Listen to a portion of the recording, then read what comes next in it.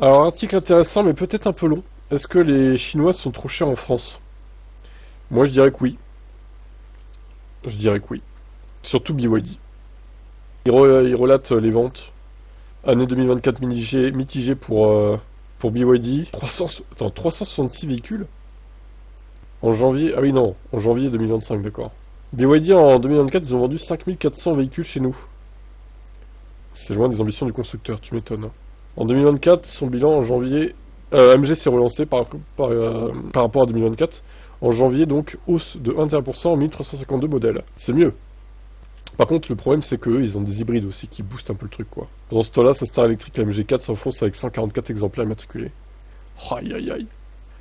La compacte avait fait pourtant des débuts fracassants avec plus de 20 000 unités écoulées, mais son succès a connu un coup d'arrêt en cause de la perte de bonus écologique.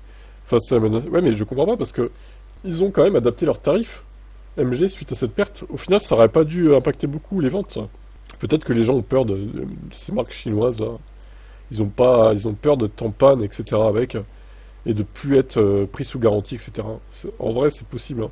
La MG4 garde tout de même du prix attractif, elle commence à 30 000 euros, mais les rivales proposent pas beaucoup plus cher, avec des bonus. BYD, dont les prix ne sont pas finalement très agressifs, c'est clair. 1600 nouveaux acheteurs de voitures européennes ont été interrogés. 72% s'attendent à ce que les voitures chinoises soient moins chères que les marques déjà connues en Europe. Et les sondés sont exigeants, puisque en moyenne, pour se laisser convaincre par un modèle chinois, ils veulent un prix plus bas de 27% moins cher. Ça me paraît normal. Il est quand même bon de rappeler que les modèles chinois qui arrivent jusqu'à nous sont parfaitement au niveau. Les Chinois ont même parfois de l'avance en matière d'électrique.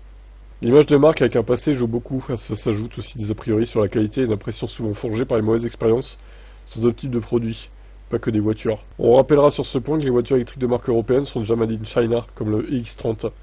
Face à ces craintes de déficit d'image, les clients européens veulent que les labels chinois fassent des efforts sur le prix. Il y a aussi un autre élément, et pas des moindres. Les clients européens savent qu'en Chine, les mêmes voitures sont parfois à des prix 2 fois inférieurs. Et là, c'est ça, t'as l'impression d'être pris pour un pigeon en fait.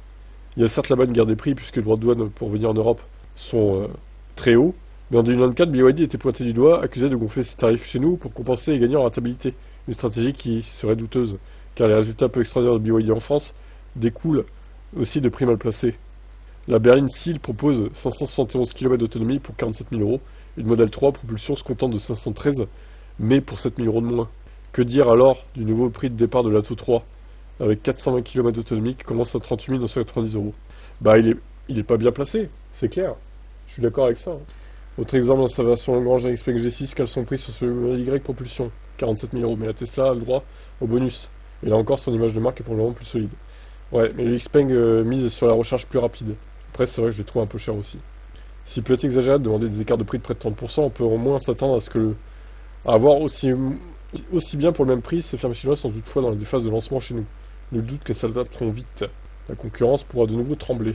Selon le même sondage, un client sur 5 dit déjà qu'il pourrait acheter un modèle chinois dans le futur. Ouais, pareil, moi aussi, je suis pas contre les modèles chinois, hein. Ma marque préférée, c'est MG, en tant que modèle chinois, mais BYD, j'ai un peu plus de mal, pour être honnête. Je suis pas fan de leur véhicule, mais Xpeng, j'attends de voir. Donc voilà, bah écoutez, à voir ce que ça donnera, les ventes de DVE chinois. De toute façon, il faudra qu'ils tirent les prix vers le bas, parce que c'est vrai qu'au final, on a un peu l'impression d'être des pigeons, hein, vu les prix en Chine. Mais bon, à voir. Ciao. La société Driveco, qui équipe les Carrefour Market notamment, veut installer de plus en plus de bornes. Le maillage du réseau de recharge passe par la station d'autoroute, mais aussi par l'installation de bornes dans les lieux dits d'arrêt naturel. Dans ce domaine, Driveco fait partie des leaders de France. Après une expansion géographique rapide en 2024, l'opérateur vise 1600 stations déployées en 2025. On a non seulement étendu notre réseau, mais aussi introduit des innovations révolutionnaires, comme la réservation à 7 jours. Une fonction unique en France. L'avenir de la mobilité repose sur notre capacité à allier accessibilité, performance et simplicité. Alors, honnêtement, les réservations de bornes, est-ce vraiment très utile? Il suffit que... Alors oui, si tu as une ou deux bornes par station, c'est vrai que, bon, ça peut être utile. Par contre, si tu commences à en avoir 6, 7, 8, 10, je vois pas trop l'utilité d'avoir des bornes qui peuvent se réserver à l'avance.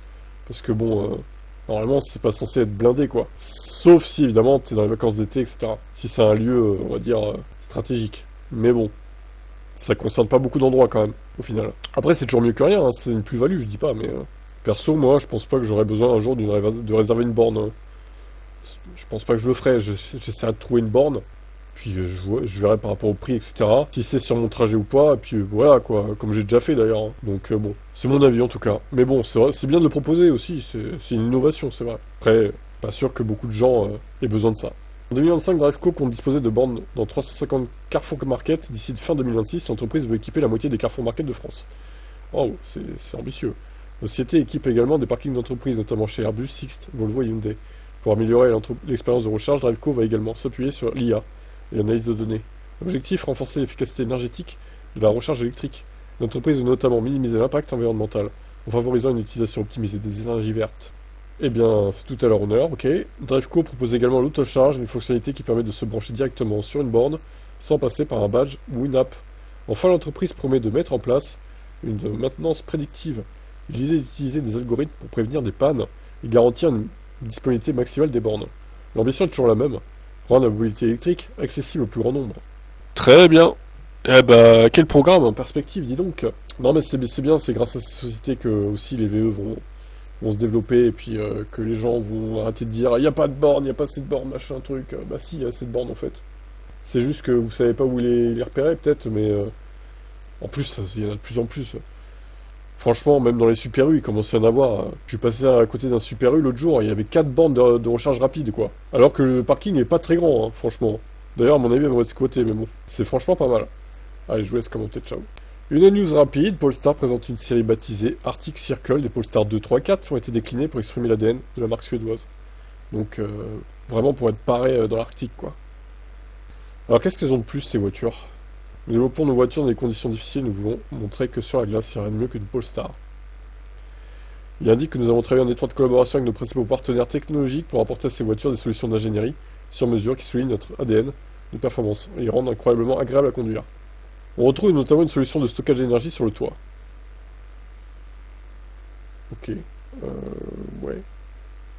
Côté amélioration technique, elles sont équipées d'une technologie de surélévation avec des amortisseurs Öhlins réglables en 3 directions, des pneus cloutés Pirelli, des jantes OZ, des projecteurs avant Quad Evo, de Steady ou encore des sièges baquets Recaro. Autant d'équipements qui donnent un air de rallye à la gamme du constructeur suédois. On souffle un peu, hein, on souffle, hein. Franchement, ouais. Si tu veux faire un road trip dans le Groenland, oui, c'est bien. Mais perso, je me plains assez déjà de l'hiver. Je vais pas aller là-bas, moi. Si, ça peut peut-être intéresser les gens en Norvège, en Finlande, etc. Oui, peut-être, remarque. Mais bon, ça dit pas à l'article le surcoût de tout ça en plus. Ouais, c'est un peu de la com, hein. C'est un peu de la com, on va pas se mentir. Bon, rien d'autre à ajouter. C'est pas très utile, hein, ce genre de communication de la part des constructeurs, on va dire. Ah, ciao.